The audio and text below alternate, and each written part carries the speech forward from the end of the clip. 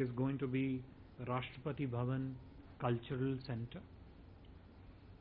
Overall, 40 delegations are expected to participate in this meeting.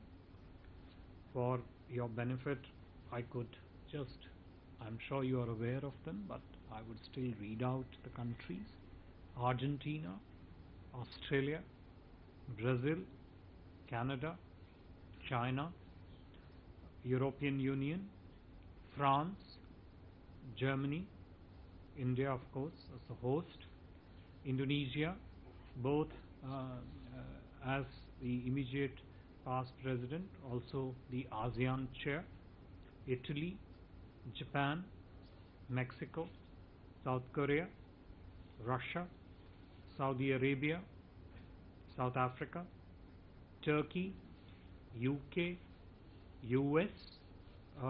These are the G20 invitee G20 member countries who would be there.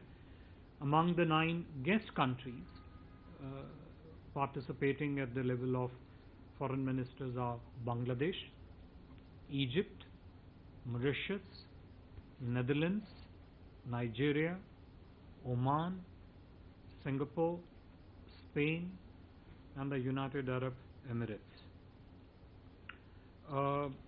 Besides the participation of these countries, which I said comprising of over 40 delegations, this would also include 13 international organizations who will be participating in the meeting. Surely it is one of the largest gathering of the foreign ministers hosted by any G20 presidency that we will be privileged to host tomorrow. The theme of India's G20 presidency, as has been enunciated repeatedly, is Vasudhaiva Kutumbakam, roughly translating into one earth, one family, one future. For India, the G20 presidency also marks the beginning of Amrit Kal, which will lead to the centenary of our independence towards a futuristic, prosperous, inclusive and developed society with human-centric approach at its very core. This is also the spirit which propelled us to organize the Voice of the Global South Summit in January earlier this year, which, as you are aware, saw participation of over 125 countries. During the foreign ministers meeting tomorrow, the external affairs ministers will be chairing 2 sessions of the foreign ministers meeting. The first session will focus on 3 principal sub-items. First of them relating to multilateralism. Second,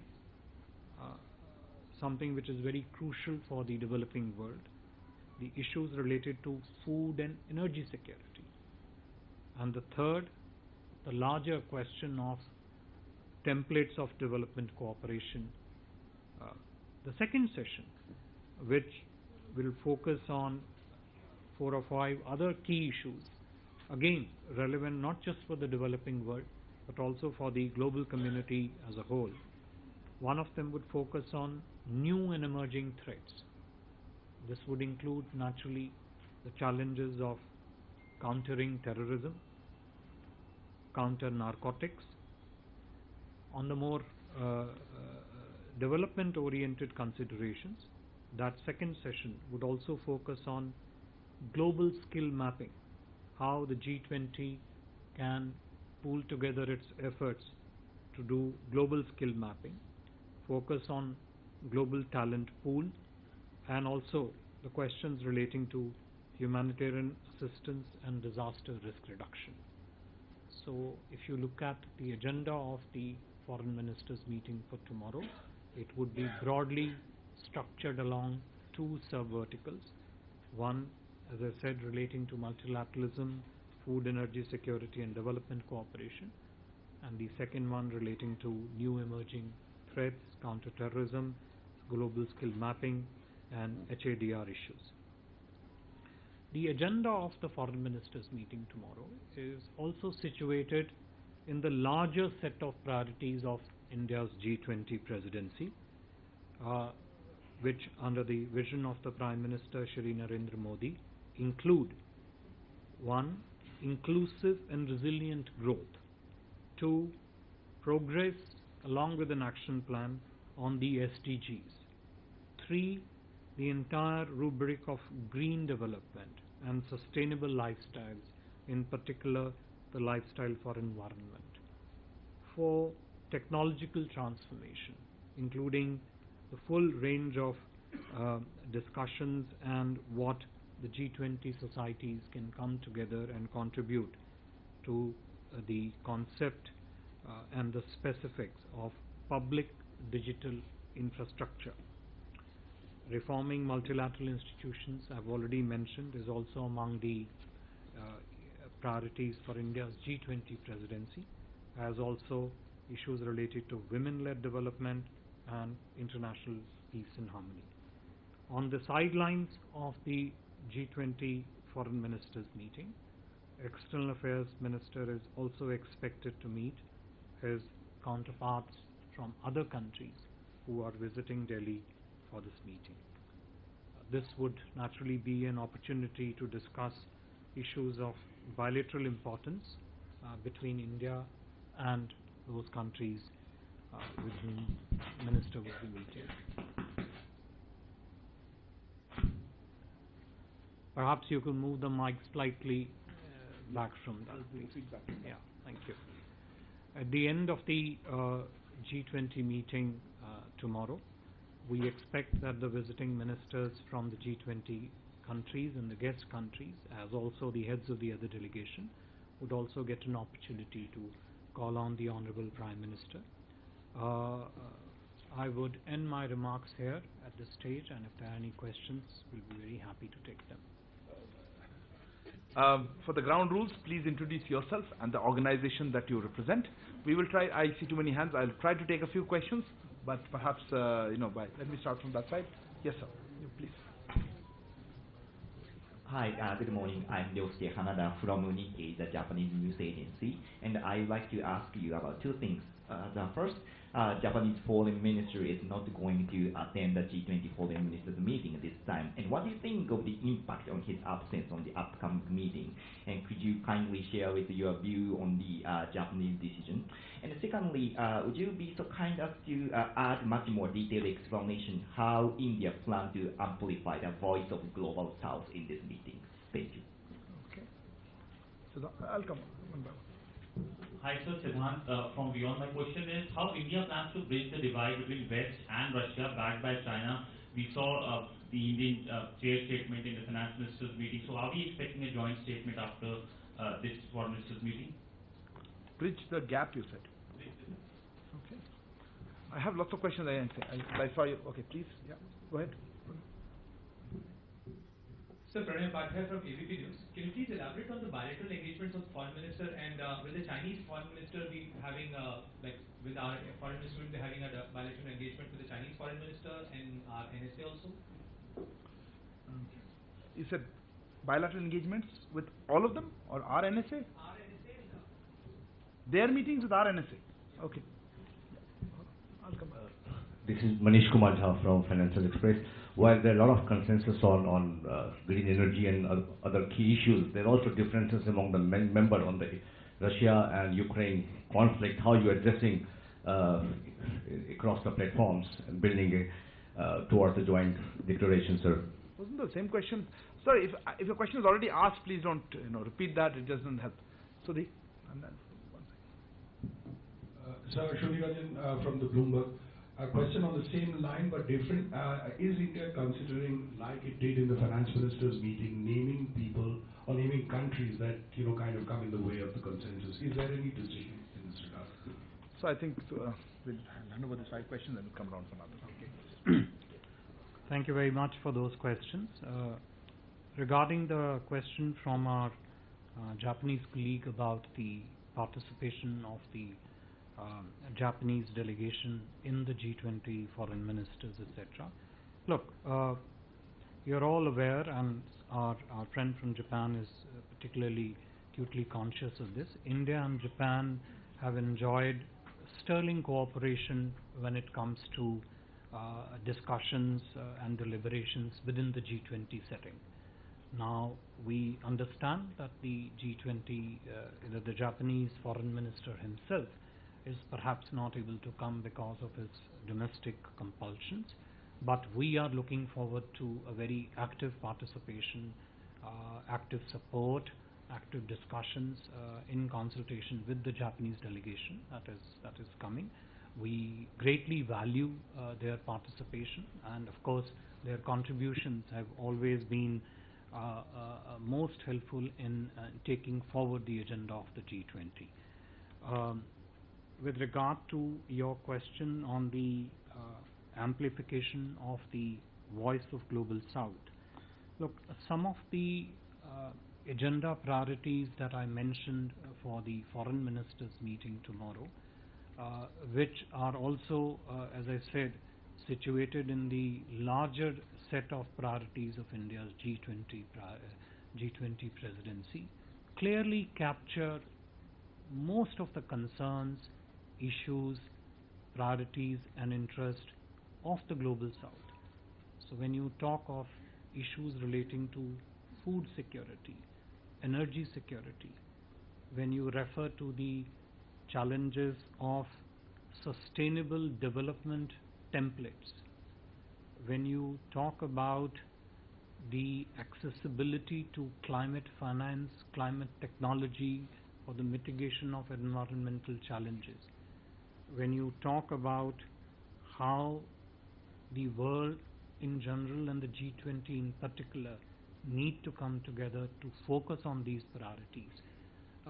These are very much, I would say, we heard it very loud and clear when we organized the Voice of Global South Summit, and that is the reason why at least some of these priorities are very directly and explicitly captured in the agenda for the G20 presidency, for the G20 foreign ministers meeting tomorrow. Another aspect which is which may have been enunciated for the first time perhaps in the G20 setting in India, but which is extremely relevant for the rest of the world. This is the concept which my Prime Minister has always emphasized, underlined, pushed, which is the concept of Jan Bhagidari. How do you take the progress which the G20 makes, the recommendation that it stipulates, the prescriptions that it suggests in different areas, especially the ones which are important for the Global South? How do you take these recommendations outside the boardroom discussions and take it to the people? How do you take G20 and connect it to the people? That I think is very important, not just as I said, in Indian context, which we are doing. We are one of the key planks of India's G20 presidency is to run it as a presidency of Jan Bhagidari, which is essentially the participation and the contribution of the people. But that is something which is also scalable for the Global South, because the fruits of the benefits of what gets discussed within the G20 framework, what gets decided in the G20 framework, should reach to the people for the rest of the world. So that is an amplification at the level of the people, which my Prime Minister has so strongly proposed and propagated. Siddhant, to your question and to the larger other set of questions which may be there relating to Russia-Ukraine issue, I think yes, given the nature and the developing situation in the Russia-Ukraine conflict, naturally that would be an important point of discussions during the G20 foreign ministers meeting. Look, I have already listed out for you the two major elements of the agenda of the foreign ministers meeting tomorrow, the two sets of them. Clearly, the foreign ministers would also focus on the ongoing situation in Russia, between Russia and Ukraine. But what is it that they come out with? And more importantly, among the G20 memberships, and when they meet tomorrow and discuss this, what is the understanding that they develop? Not just on Russia-Ukraine conflict, but also on the impact of that conflict on the rest of the world, particularly the economic impact, particularly the development impact, the challenges that the developing countries face because of that conflict. I think those are equally important to focus on, of course, along with the Russia-Ukraine conflict also. So I don't think it would be really correct for me to prejudge the outcome of the G20 foreign ministers meeting. I think we should let the plenipotentiaries of the G20 foreign ministers meeting decide that on their own. But we are very clear that the foreign ministers should focus on all the priorities that are currently very relevant in the global context. I mentioned broadly the priorities which would get structured in the agenda of the two sessions tomorrow for the G20 foreign ministers meeting. Yeah. On the question of bilateral engagements, look, it's EM has already started meeting many of his bilateral counterparts actually since yesterday. You would have already seen his tweets after most of those meetings, in fact probably all of those meetings, and we expect that trend to continue in the coming days, in which he would definitely try and meet all, if as many counterparts of his as possible, if not all the counterparts who are visiting, who are our guests here from since yesterday and for another next couple of days. Next round of questions. I had whole set of. Neeraj, you had a question. I held you back. One thing. नहीं अभी बाद में करने questions. Neeraj, we'll come back. Sir, news 18 India से नीरज हूँ। क्या प्रधानमंत्री भी G20 विदेश मंत्रियों की बैठक को संबोधित करेंगे वर्चुअली या ऑनलाइन? दूसरा सवाल ये है इससे जुड़ा, क्या किसी भी देश मंत्री की मुलाकात प्रधानमंत्री मोदी से भी होगी? अभी तो बोला उन्होंने, पहले में आपने सुना नहीं? Okay. Okay, hold on a second. I thought, yes ma'am, 1 second. I had a few questions. First round I missed. Kadambari Sharma from NDTV India. क्या चीन के विदेश मंत्री के साथ द्विपक्षीय वार्ता तय है? उन्होंने अभी कहा 2 बार, आप फिर से वही क्वेश्चन दोहराएंगे तो कैसे होगा? Yes ma'am, you had a question? Yes. No. Okay. Sorry, go ahead. Hi, I'm Chiara from Swiss television. It's clear that you're going to talk about Ukraine and Russia, and there are two blocks. There's the West that really wants to continue with the sanction and arm Ukraine, and there's the other bloc who wants to reach a peace and sit down to discuss. Is India profiling itself as becoming more and more the leader of this second bloc? Do you see yourself as, after 1 year, compacting behind you all the nations that have other problems and they want to mostly sit down and talk? Are you the leader of this group? I've seen lots of hands, but I have a feeling the questions are coming out exactly the same. Okay, you said yes. Okay, let me try it. 1 second. Yes, I don't think that's to be. Okay, just 1 second. I think Sir has a point. Yeah, let's. I think Sir has a point. Anything on Russia, Ukraine? And it's quite natural, it is expected that there would be interest in matters relating to Russia, Ukraine. So why don't we listen to all the questions on Russia, Ukraine, and then see whether there is any difference in one with the other. Okay. And then Russia, if Ukraine. I've already answered, then I think we'll let it be. Let's start with, there are 5 of them. Okay, please start. There are 5 people, I saw the hands. Russia, Ukraine. Uma Shankar Singh NDTV India से G20 presidency अकेले तौर पे भारत पे बड़ी जिम्मेदारी है कि वो रूस का साथ देने वाले देशों और वेस्ट और तमाम देशों को एक साथ साध के एक जॉइंट स्टेटमेंट तक पहुंचे। इसके लिए भारत क्या कोशिश करेगा, क्योंकि जिस तरीके से फाइनेंस मिनिस्टर्स मीट में जो एक विवाद निकलकर सामने आया, क्या वही माइक्रोफोन चल रहा है? क्या कोई बीच का रास्ता निकाल पाने में भारत कामयाब होगा? Okay, right behind you. Yeah. So, Sridhar from the Asian Age here. How do you see the resolute protest by Russia and China at Bangalore? And do you fear that there could be a repeat of this in Delhi as well? And what are the efforts to prevent such a scenario? Thank you. Sridhar from Asian Age, you should introduce yourself. I did, sir. Okay, I missed it. Sorry. Suhasini? You also on the Russia-Ukraine? Okay, we just exhaust all the I have a specific, Suhasini Heather from the Hindu, sir. I have a very specific question about the wording. In the Bangalore outcome statement, the Bali document, the communique has been reproduced in paras 3 and 4. And then there is an extra addition that says Russia and China did not agree to para 3 and 4. Are we to understand that Russia and China no longer adhere to the Bali consensus and to the Bali outcome statement? And I also want to ask within that, given that in Bali, India had agreed to language that said that most countries agreed that they condemn Russia's invasion of Ukraine, it was understood India was not a part of it. By including it in its own statement, by referring to the war in Ukraine, Russia's war in Ukraine, is India now changing its position from the Bali statement? Thank you. The first one, I think you should, I mean, I don't know, it's a fair question to, anyway, please. I think you should ask Russian and Chinese. Okay, please. It's okay, I heard you.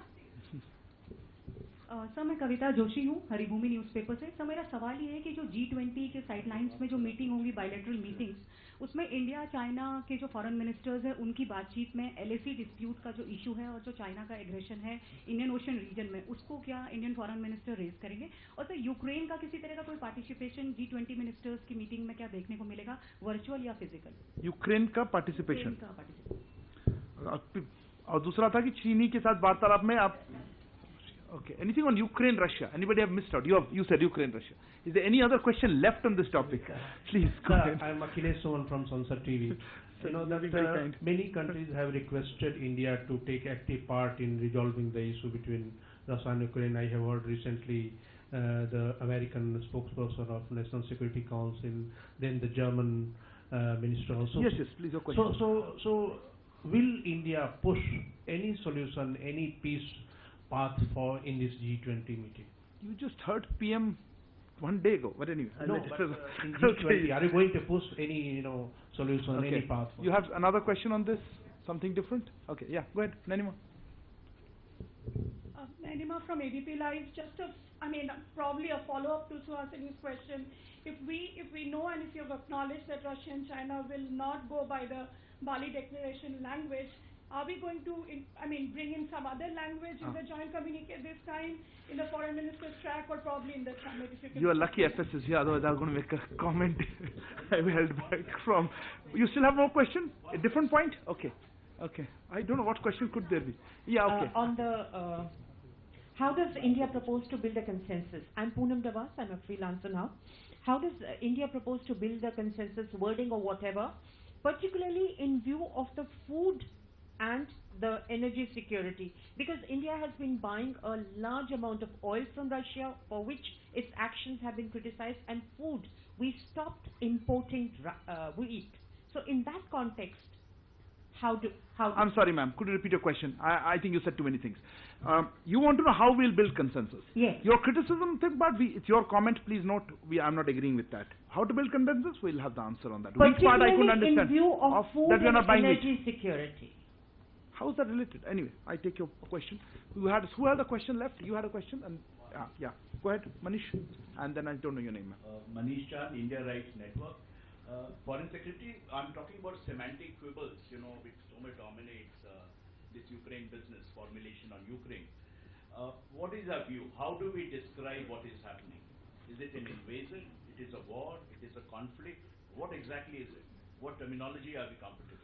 You're asking the question 1 year late, but anyway. No, yes, ma'am, go ahead. It's okay, got your question. Yeah. Hi, I'm Runjhun Sharma from RT Russia Today. Okay. Just to summarize to understand better, is this a challenge or for a fear for India at all that some of the issues that are on the agenda for India that could get overshadowed by the conflict in Ukraine and the Western pressures for India to condemn it? Okay, I see no further question, thank God. Before I hand over the floor to Sir on this, I wanted to make one comment which I think Suhasini made as well as it was followed up by Anima. There was a text tabled in, and the reason I'm answering this is because this is beyond the foreign ministers meeting, which is on the finance ministers meeting. We tabled a text which is a chair's statement and an outcome document, in which on the issue of Russia-Ukraine we tabled paras 3 and 4, which is reproduction of the text from the Bali leaders' declaration. If two countries, Russia and China, did not agree to that, you need to ask them about why exactly, on how their perspectives, or do they no longer, are they no longer with that text from Bali? You would ask them. This is not a speculative response, and we will see how it goes forward. I think Foreign Secretary made it pretty clear about that element on para 3 and 4. It's a repetition from Bali Declaration. Obviously, we stand by the declaration. It's our Prime Minister was there, and as Foreign Secretary will mention, our constructive role was appreciated in that. So there's no question of not agreeing to that text. We are with that text.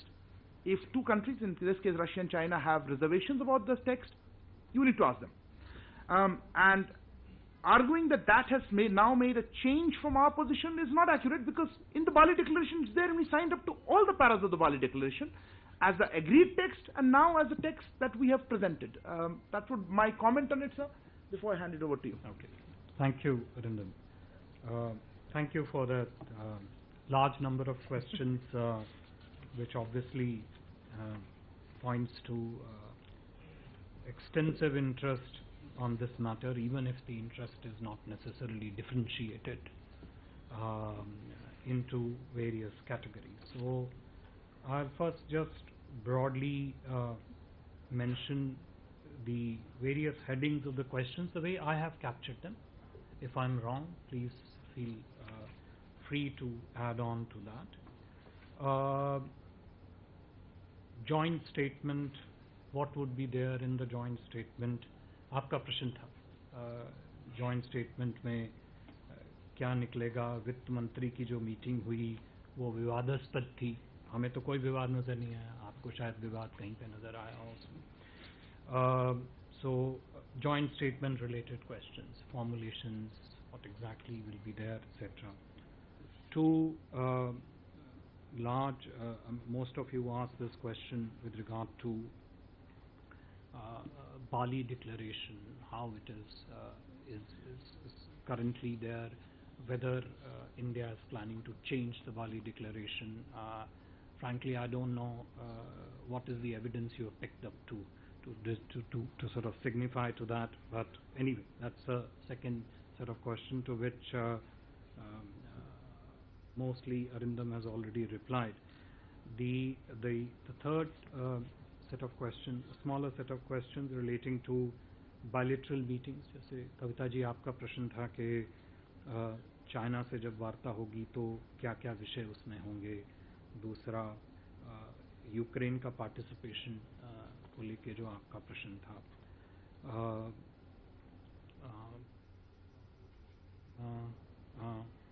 एक प्रश्न था जो कि food energy security, I think mister वास का question था, food and energy security को लेके और उसके कंसेंसस को लेके कोई समस्या तो there is any problem etcetera.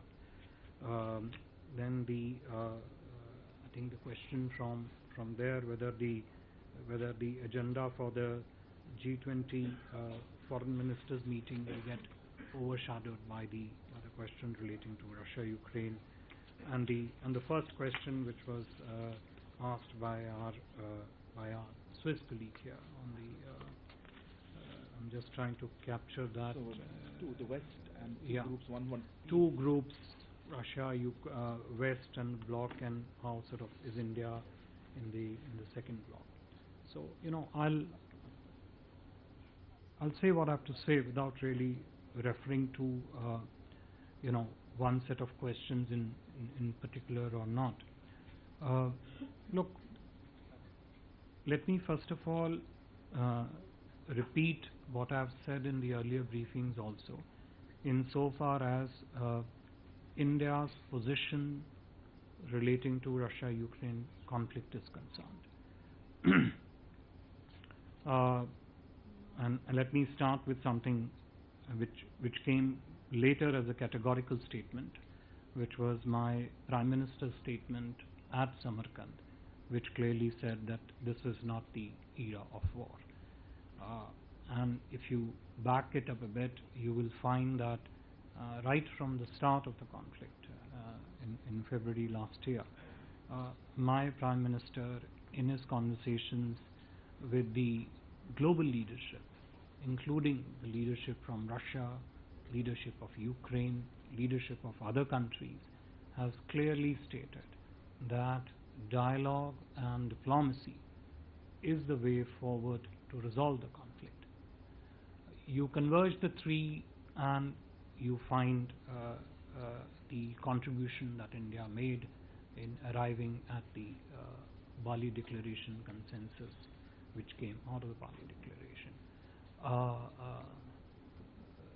What would foreign ministers discuss tomorrow?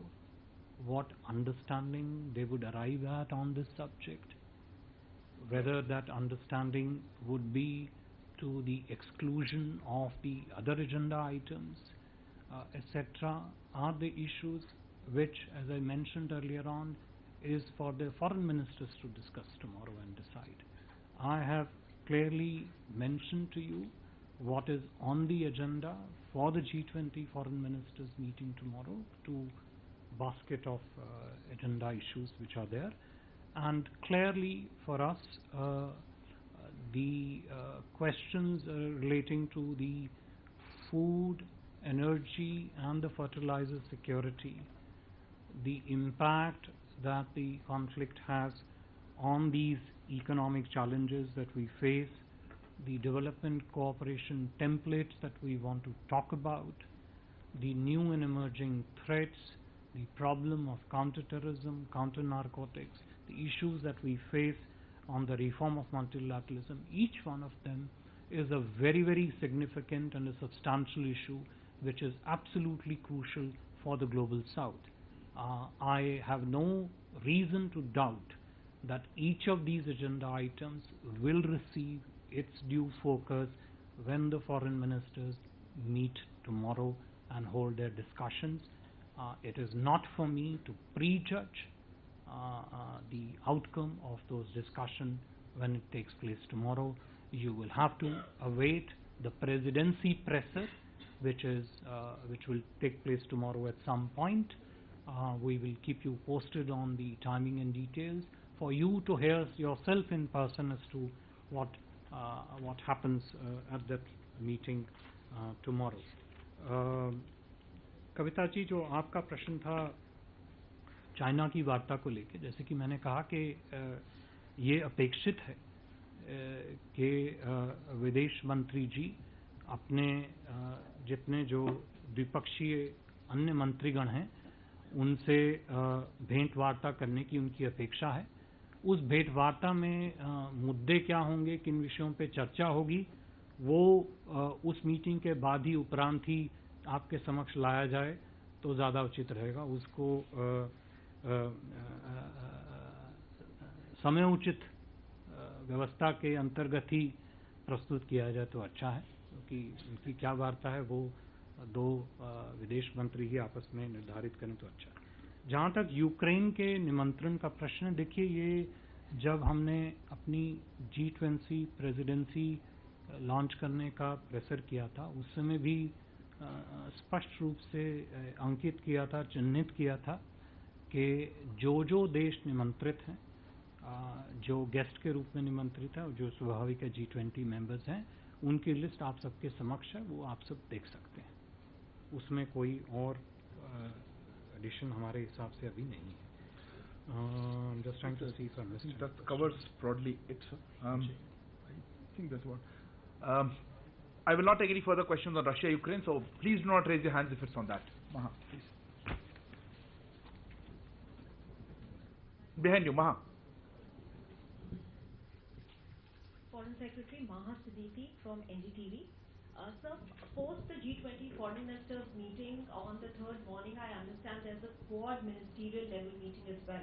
Since the Japanese foreign minister is not coming down for the G20 foreign ministers meeting, does the quad ministerial meeting still stand? Will the deputy participate in that? And is India disappointed that despite sterling cooperation that you're talking about between India and Japan, he has chosen domestic politics over diplomacy? I love the way you're confident that the meeting will happen, and yet you say foreign minister was not there. Anyway, yes, please. Foreign Secretary Rashid from Times Now. So, Austrian foreign minister is also coming in, and as we discussed, there will be bilaterals. Will India... Australian, you said, right? Australian. You talked of Australian foreign minister. Yeah. We didn't hear you clearly. Okay. Australian foreign minister is also coming in. So we have seen a lot of separatism movement gaining momentum in Australia, and there have been some attacks on Indians as well there. Will that be brought up in the meeting? In the bilateral. Bilateral, yeah. Can I say ditto what he said to anyway? Parikshit had, and you had one question. Just we'll close with that. Sir, on the issue of counter-terrorism, yes, I'm Parikshit from CNBC. Yes, cryptocurrencies was discussed in great detail at the finance ministers meeting, but in the light of terror financing, could we expect the foreign ministers to give further guidance to the Financial Stability Board and other task forces of the G20 on how to approach the issue of cryptocurrency regulations from the point of view of terrorism? Okay, and we'll take one last question here. No, you've been raising your hand. No, not there. Here, up here, please.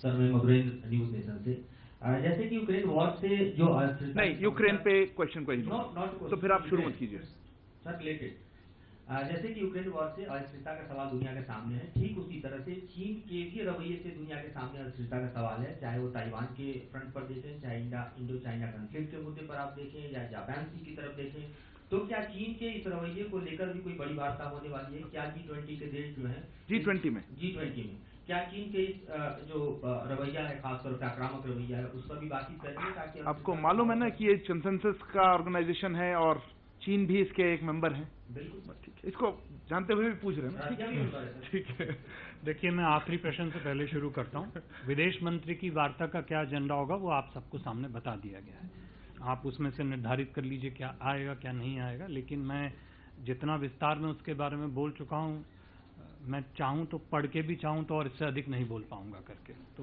आप कृपया उसको मद्देनजर रखें और उस हिसाब से देखें to your question with regard to Japan as I've already said our partnership with Japan bilateral as also what we do together in G20 is something which is of great value to us and we have absolutely no doubt going into tomorrow's meeting of the foreign ministers that our discussion, Japanese delegation's participation in that meeting would be something which will bring a tremendous value to the G20 deliberations. With regard to your questions on the question on the Quad foreign ministers meeting, well, we'll let you know as and when something works out, something which at this stage we are not aware of. To your question on the Australian foreign minister's visit, I would simply repeat a variation of the answer that I gave to Kavita ji. I can give a more extensive answer, but then that would not be fair to Kavita ji. So I think it's for the two ministers to decide really what they focus on, but obviously all issues that are part of the bilateral discussions and issues of regional importance would naturally be a part of those discussions. Parikshit, to your question on the cryptocurrencies and the other things that there are many elements of when you talk of countering terrorism, there are many sub-verticals that you need to deal with. Money laundering is one of them. Narco financing is another of them, which, as you know, is one of the very old issues when you talk of terrorism going back to early 90s, etc. Now, crypto is relatively new in that sense. It's a fintech issue because It's essentially a financial product that emerges, which is centered in technology, pretty much. What we expect from tomorrow's meeting of the foreign ministers meeting is a very clear, strong, all-encompassing message on the problem of terrorism, on its challenges, and on the need for the G20 countries to come together to fight, address, and defeat it comprehensively.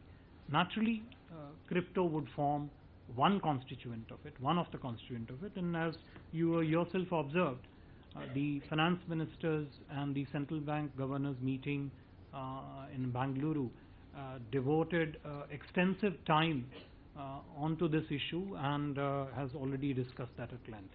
But at tomorrow's meeting, the larger challenge of counter-terrorism, counter-narcotics would be in focus with the foreign ministers, and we hope to get some clear recommendation coming out of that from that meeting.